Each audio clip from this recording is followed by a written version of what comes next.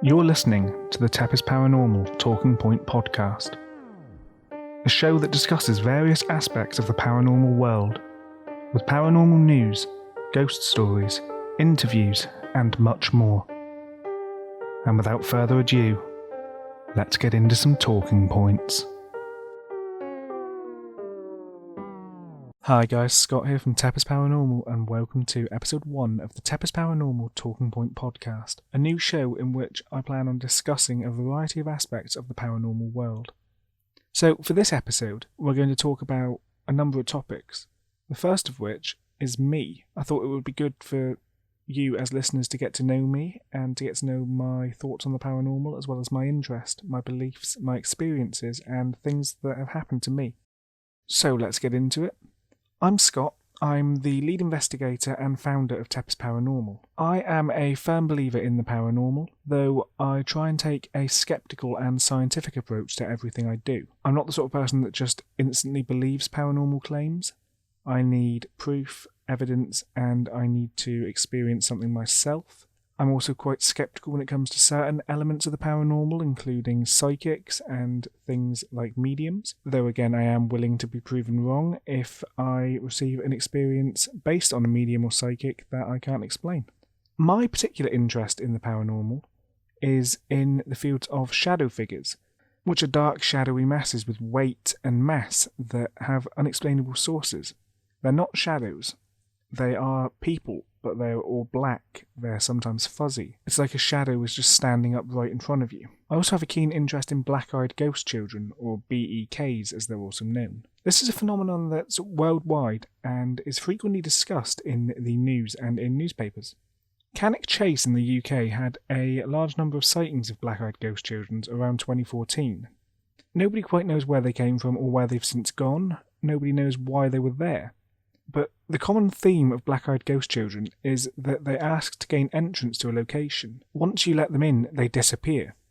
This could be they turn up at your car late at night, knocking on the window asking to be let inside, or they'll knock on your door asking to be let in. The black-eyed children don't look like normal children, because their eyes are solid black. They're also not wearing clothes from the current time period, but other than that they do look normal. I also have a keen interest in the fields of cryptozoology, which is the study of cryptids. Creatures that are unproven to exist, such as Mothman, Bigfoot, the Chupacabra, etc. I will in the future do a cryptozoology special where I just talk about cryptids, my thoughts on certain cryptids, possibly list off some cryptids, and generally discuss them. I'm also very keen on demonology, the study of demons. This includes things such as the succubus and the incubus, which, again, I find fascinating. So I've been interested in paranormal investigation for a long time, since quite early in my life. This was then ramped up in 2012 when I had my own paranormal experience. I'll talk about that in a minute. Since then, I've taken steps to try and investigate the paranormal to the best of my ability, and to gain further knowledge and a good understanding. I don't claim to know the answers. I'm here to learn, I'm here to experience new things, and I'm here to try and figure out what ghosts are, what spirits are, what paranormal entities are, what they want, their intentions. My personal favourite style of paranormal investigations include EVP sessions, the use of digital recorders to capture spirit voices that can't be heard with the human ear, as well as spirit box sessions, the use of devices and applications that take external influences, changes in the temperature, the magnetic fields in the air, to select specific sounds, words and noises from word banks, and then play them out loud. It's this style of investigation that's said to string together sentences in spirit boxes. It plays a sort of bass white noise from which noises, words, chunks are thrown out at random. These noises and words are said to be influenced by spirits, who can then pick what words and noises are made, and in turn construct sentences. There are a number of paranormal locations that I have a great interest in. For me personally, a lot of these are prisons, with Eastern State Penitentiary being quite high on my list of places I'd love to investigate. I also am very interested in Alcatraz, and it's a location that I would love to go to one day and conduct a paranormal investigation at. So, next I want to talk about my paranormal sighting. In 2012, I saw a shadow person, a figure that I can't explain the source and the origin of. To set the scene, it was the middle of the day. I was sat on the bed next to my mum in her bedroom. We were watching the TV, and we both, out of the corner of our eye, saw a figure walk up the stairs that was visible from the bed. This figure had mass and weight to it. We both assumed it was my father who was downstairs at the time, and so we started speaking to him. After a little bit of time with no reply, we shouted his name. He then came to the bottom of the stairs, much to our shock. We were both convinced that someone had come up the stairs. We both saw it at the same time. We both interacted with it as if it was a person, because we genuinely believed it was. To set the scene further, at the top of the stairs is my bedroom. At the time I was 14 years old, and I was terrified to go into my bedroom after this event. Eventually we got up and went to check. I was worried that someone had broken in, and when we went to check there was no one there. Now I would have assumed that this was my brain playing tricks on me, if not for the fact that it was seen by multiple people. The fact that both my mother and I both saw the same entity makes me think that there was definitely something there. And it was this that spurred on my interest in the paranormal further, really pushing me to investigate more. Since this moment, things have happened that have led me down the path I'm currently on. It was this event that led to the founding of TEPIS Paranormal. Not long after this event, on April 6th, 2012, TEPIS was founded. TEPIS, which is short for the English Paranormal Investigation Society, was originally a website where I would post regular blog updates as well as talk about things that I had heard and seen in the news, and just generally post content. This content included a creature feature, where I would take an entity from the paranormal world and write an almost essay, a report about it, in a sort of encyclopedia style to compile a list of different entities. The creature feature is no longer available, and it was stopped due to a number of reasons, including that there were events going on at the time that meant that it was difficult to compose new ones. However, it's something that I will look to bring back in the future and may talk about further on this podcast. In 2020, I started the TEPIS Paranormal YouTube channel, a place where I post a number of videos regularly. In these videos, I investigate a number of different things, such as possessions of haunted objects, dolls, different gemstones, etc. Things that I find online that people claim are haunted, and I buy to try and see if they are. This includes Stacy, my most infamous purchase. Stacy's a haunted doll that's on the shelf next to me. She is supposedly the spirit of a young girl that, after dying, attached herself to a doll. I've tried several forms of communication to speak to Stacy, including EVP, Spirit Box, as well as using a EMF teddy bear that detects motion and changes in energy.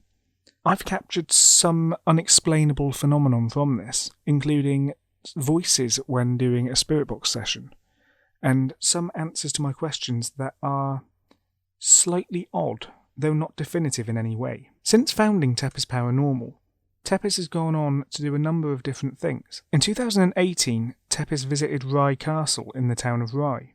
This castle, also known as the Ypres Tower, was a fortification used during the Battle of Hastings. This castle is said to be haunted and it's home to a number of supposed spirits. While at the castle, I filmed an interview with a member of staff named Tobias, who told me about a number of paranormal things that took place there. The castle's women's tower was said to be heavily haunted, and regularly on the CCTV cameras they would see things move, small white orbs that were there one minute and were not the next. They'd also hear footsteps upstairs when they knew they were alone in the building. The following year, in 2019, TEPIS visited Italy, Lake Garda. Now, Lake Garda is home to a cryptozoological creature, Benny the lake monster. Since the Middle Ages, there have been sightings of sea monsters that terrified local fishermen all around the lake. The most known sighting of Benny is from the 17th of August 1965, when a group of 10 tourists saw a 10-metre-long sea creature that resembled a snake rising out from the water. Once this creature had realised it had been seen, it then dove deep back down underneath the surface. Since this sighting, there have been more and more sightings each year. Because of the frequency of sightings, this monster's earned the nickname of Benny, in honour of the lake's ancient name, Benico. A number of theories have been put forward for this creature's existence, including that it's a large catfish or eel, though there's no confirmed proof of this creature existing at all. But there's also no proof to say otherwise, and as such, Benny continues to be an unexplainable cryptozoological creature. Another location that TEPIS has visited is Saltram House in Plymouth. Saltram House is an old estate on which the ghost of a child has been frequently sighted at the foot of beds. Guests of the house would wake up late at night and see these children standing near them. A maid is also said to roam the halls of the house at night. walking from the kitchens to the library, which used to be a dining room. Investigating these locations has been of great interest, and the main aim of TEPIS is to investigate claims of paranormal activity, to look into them, to find logical explanations, and to report claims and stories from people. Though TEPIS has visited a number of locations already, going forward a number more are going to be visited. TEPIS has arranged previously several different paranormal investigations that have recently been hindered due to the ongoing COVID pandemic. However, once this is over, investigations will pick back up and more content will be coming out from TEPIS about these places. TEPIS are also going to continue releasing episodes of the TEPIS Paranormal Talking Point podcast, where we'll have guests, we'll have viewers, we will have just regular conversations about what's going on in the world. And with that, let's get on to the next segment, which is the TEPIS Paranormal Talking Point podcast news review. For this segment, what we're going to do is we're going to go over some of the more recent news articles and headlines from the paranormal world, talk about what people have seen, their claims, go over their activity, and just generally discuss it. So without further ado, let's get into the first headline. So the first article we're going to discuss is from The Mirror, and it's of a woman who saw spirits and her body from above when she flatlined and died for 37 seconds. Out-of-body experiences and near-death experiences are something that I, again, am greatly interested in. Recently, a series on Netflix called Surviving Death came out, and that covered the subject quite well. You can see a review of this topic on Duty Rhino's YouTube channel. In this article, Stephanie Arnold from Chicago, USA, said she had premonitions that she would die in childbirth. In the Surviving Death documentary, she recounts that she told her husband and the doctor, but no one believed her. Horrifyingly, her prediction came true. After giving birth to her son, her heart stopped beating and she was legally dead for 37 seconds. The weird thing is that she described the event perfectly after being resuscitated, including what happened while she was dead. She described the doctors panicking, rushing around trying to revive her, and perfectly described the nurse jumping on her chest to give her CPR. She described that she could see other things. She could see her uncle nearby, her grandparents. She described hearing the doctor in the room say that this can't be happening, which the doctor has since gone on to confirm that she did in fact say. And then before long she felt a pulling in the stomach as she jolted back to life in her body. So did this woman experience a near-death experience, and did she see the afterlife? Again, the documentary on Netflix is very interesting and I would suggest checking it out for yourself, but she'd certainly experienced something. And while we may not know what it is, there is an unexplainable argument here that something happened to this woman. She saw things that she shouldn't have been able to see. She recounted things that she shouldn't have been able to recount. And generally, out-of-body and near-death experiences seem to be a potentially believable thing. The sheer number of cases like this and the sheer number of stories from people who have died or have almost died, whose spirits left their bodies, who saw things that they had no right to be able to talk about, is very high and surprisingly accurate. So I'm not sure personally, but I do think that it needs further looking into, as there must be something there just for the sheer number of times this happens to people. Next up, we've got the headline of a ghostly figure caught on camera staring at people exploring an abandoned mental hospital. This headline is from January 2021 and is of what appears to be a ghostly figure that was caught on camera by two people exploring an abandoned mental hospital. Kaylee Love, who claims she hit the paranormal jackpot, encountered the spectral presence while exploring a derelict mental facility in Wales. In her footage, she sees an outline that is humanoid, and it appears at the end of a corridor, which was empty only moments before. Kaylee didn't notice the figure at the time. She then lowers the camera, only to raise it again seconds later, at which point the spooky figure vanishes. It wasn't until she reviewed the footage later on that she spotted what was captured on camera, at which point she claims her stomach turned. She had to edit the footage later on to slow it down so others could get a good look, and it made her feel on edge and uneasy. Looking at the footage, there's definitely a figure at the end of the hallway. It does appear to be cloaked, and it's definitely staring at her. The 27-year-old thinks that it may have been a former patient. She didn't name the facility she visited. However, her description of the place matches that of the Mid Wales Hospital, a psychiatric facility in Talgarth, that opened in 1903 and closed in 1999. So did she capture a ghost on video? I don't know. It's an interesting article.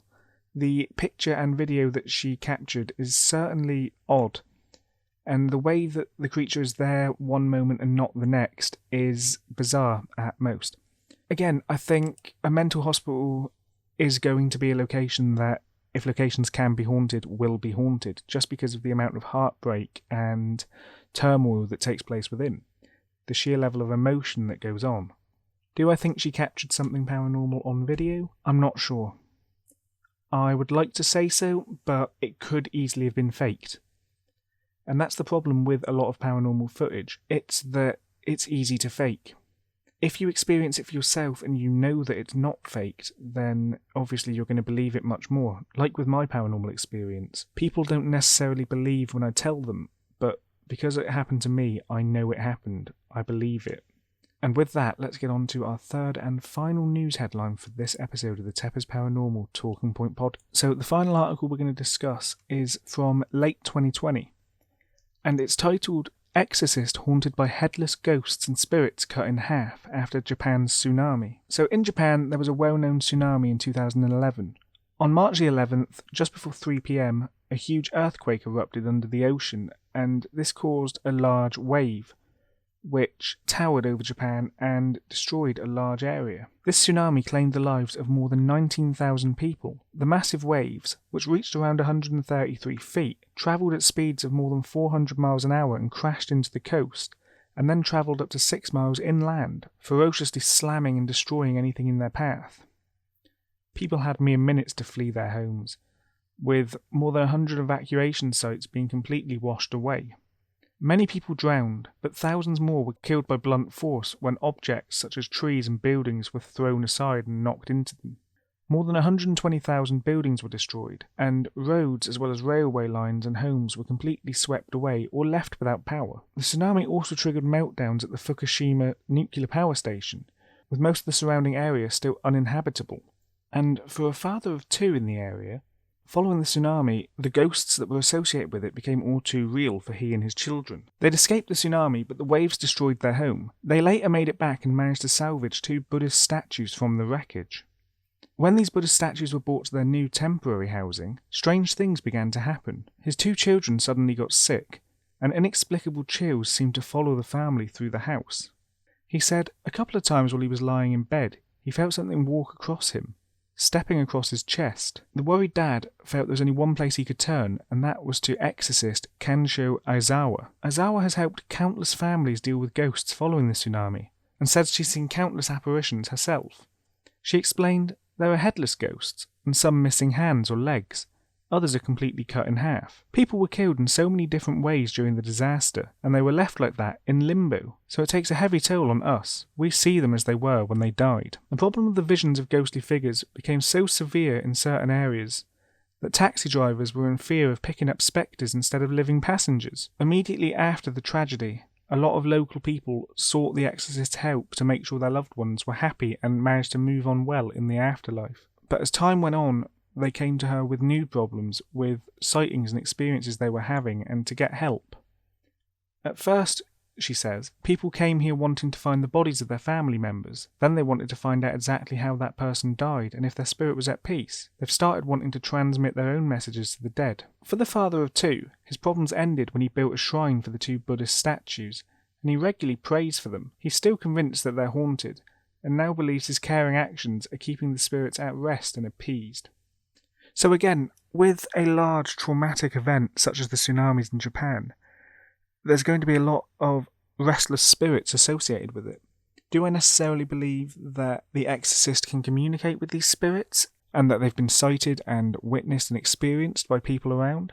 Not entirely. However, I am open to the idea. With that story, that wraps up the end of the news segment of this TEPIS Paranormal Talking Point podcast episode.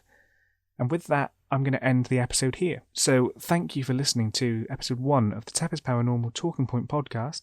I've been your host, Scott Evans. Please like and subscribe to the TEPIS Paranormal YouTube channel. Find us on all social media as TEPIS Paranormal.